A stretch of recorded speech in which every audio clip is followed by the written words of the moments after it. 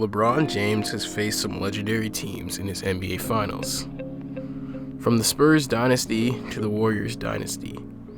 The main argument in the LeBron versus Jordan debate is the fact that LeBron faced much tougher competition in the finals. So I thought it'd be fun to rank all of his finals opponents. I'll be considering 3 categories: historical impact, competitiveness of the series, and dominance of the opponent.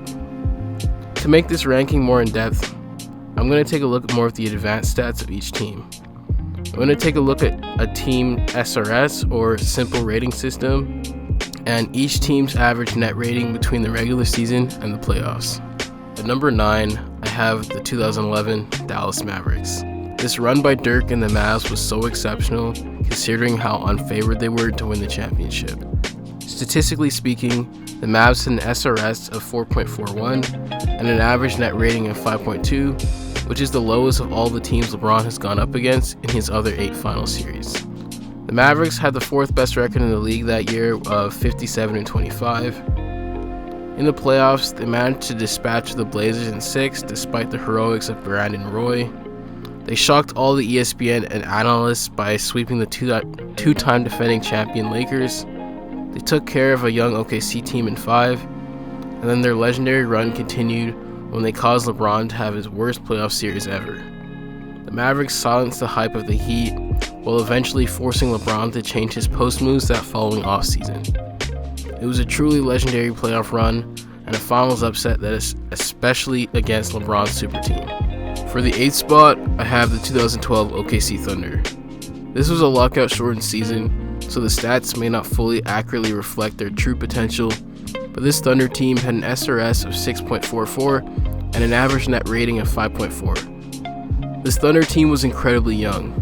Westbrook and Durant were 23 years old each, while Harden was only 22 years old, coming off of the bench.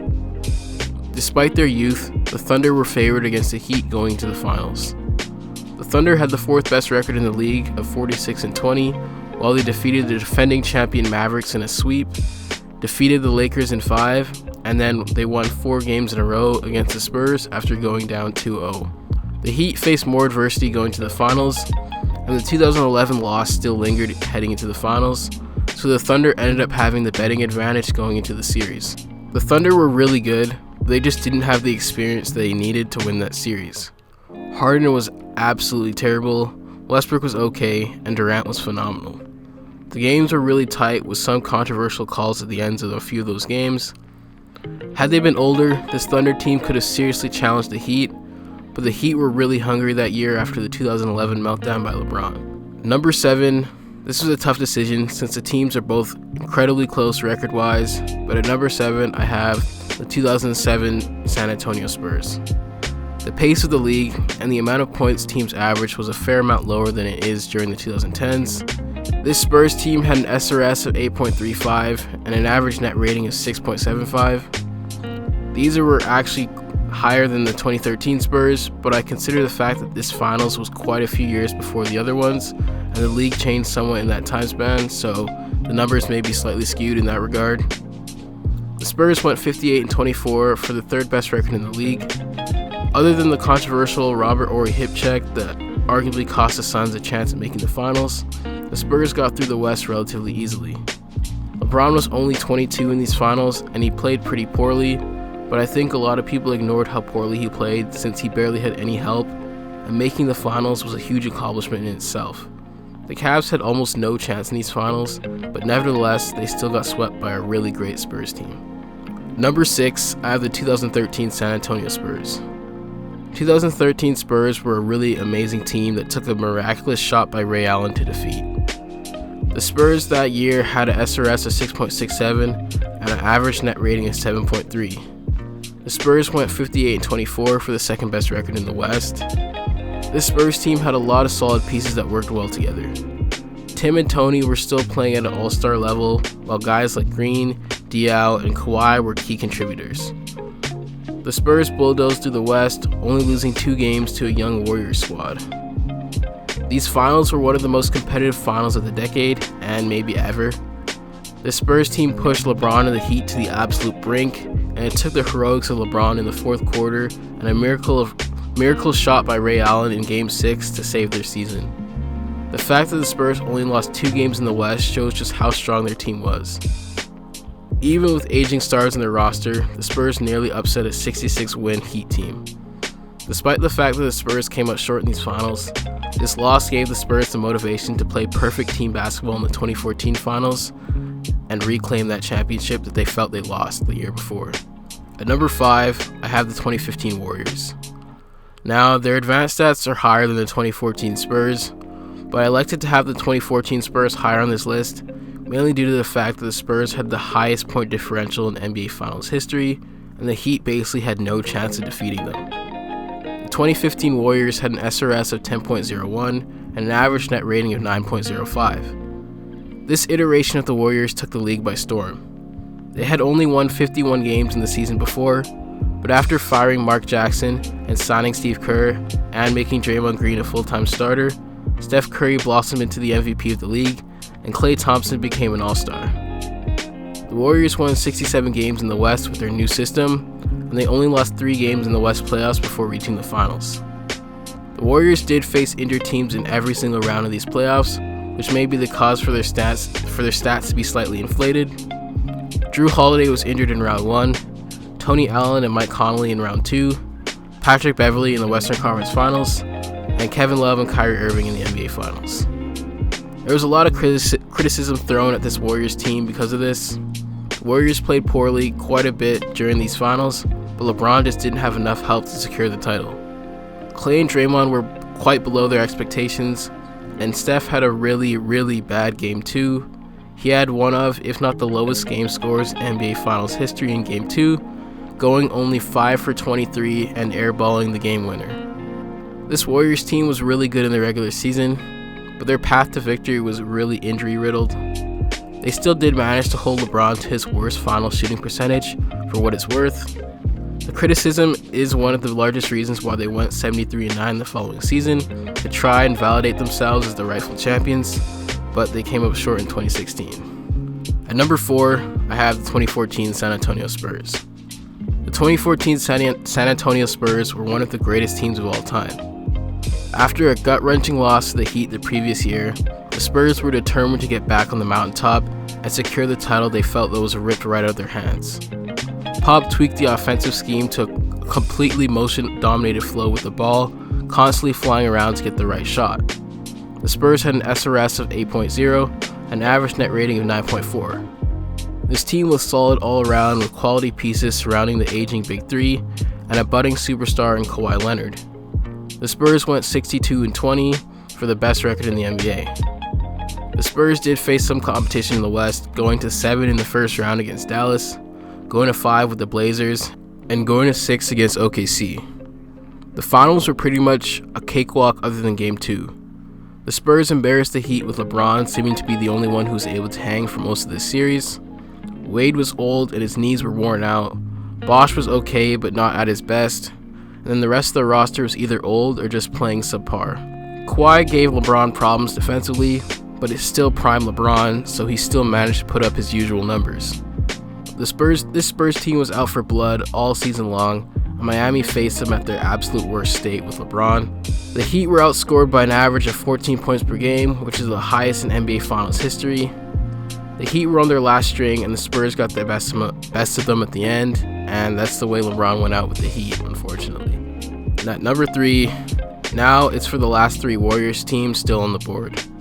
Obviously, the KD Warriors are going to be the top 2, so at 3, I have the 2016 Warriors. 2016 Warriors were one of the greatest teams of all time, and the greatest team in NBA history to not win the title. This team was absolutely exceptional. They broke records on a nightly basis all throughout the regular season, with Curry, Thompson, and Green all playing at their peak of their abilities. They dominated the regular season, but the playoffs were a completely different story. They looked normal. They managed through the first 2 rounds without Curry for most of it. They looked very vulnerable against OKC. The Warriors were on the brink of elimination 3 times, but they pulled off a win all those times before reaching the finals. The Cavs looked so inferior in the first 4 games against the Warriors that it was expected the Warriors would win Game 5 after going up 3-1, then the wheels fell off. Draymond took the bait from LeBron and got himself suspended. Curry was good at times and terrible at other times. Andrew Bogut broke his knee in Game 5. Iguodala pulled his back in Game 6. Curry got ejected for some questionable calls in Game 6. And Harrison Barnes shot 5 for 32 from 3 in this entire series. Everything that was great about the 16 Warriors disappeared all of a sudden. They looked shook in those last 3 games. They had so many chances, but the heroics of Kyrie and LeBron were too much, not to mention some of the rotations the Warriors put out were just absolutely awful. LeBron says this was the best team he'd ever played against, but the Warriors never even played close to the level of their 73 wins in those playoffs. This was LeBron's toughest challenge at the time and his greatest achievement. Had the Warriors played to their level and the Cavs still defeated them, this victory would be even greater than it already is. The 2018 Warriors come in at number 2. After redeeming the blown 3-1 lead and winning the title in 2017, the Warriors were just way less hungry than before. They had a lot of injuries in the regular season, and every one of their All-Stars missed multiple games, and they were getting blown out as the regular season ended as well. There were legit concerns about them going to the playoffs. They flipped the switch early on even without Curry. They had an SRS of 5.79, which is the second lowest of any of LeBron's 9 final opponents, and this was mainly due to all the injuries they had over the season. Their average net rating was also only 8.3, which is the lowest of any of the 4 Warriors teams on here. The advanced stats are kind of skewed due to the regular season problems, but regardless, this team was still really good. They went 10-2 in the first 2 rounds before they faced the Rockets in the conference finals. One of the best teams of all time, the 2017 Warriors were arguably the most stacked team ever. The 73-win Warriors added KD to an already legendary team that made them unbeatable. Despite some early hiccups, they dominated teams in the regular season all the way to the playoffs. They won 67 games with KD missing the last 18-ish games with a hyperextended left knee. Klay signed the toaster, and the Dubs went on a 30-game winning streak when Klay played.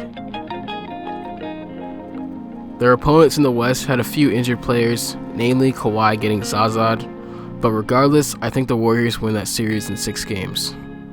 In the finals, the Cavs were arguably the best team LeBron's ever had, and they looked like a G League team against the Warriors. They had no answer for KD, and it took a legendary shooting night and some controversial officiating for them to even take a game off of the Warriors. This team is the best team LeBron has ever played against in the finals. They had an SRS of 11.35 and an average net rating of 12.2. There was no chance anyone could beat this squad, and I think the Cavs knew that they just didn't have enough after Game 3. It took a miraculous series of events and heroics by Kyrie and LeBron to win in 2016, but there weren't enough. They just didn't have enough against possibly 5 Hall of Famers in 2017.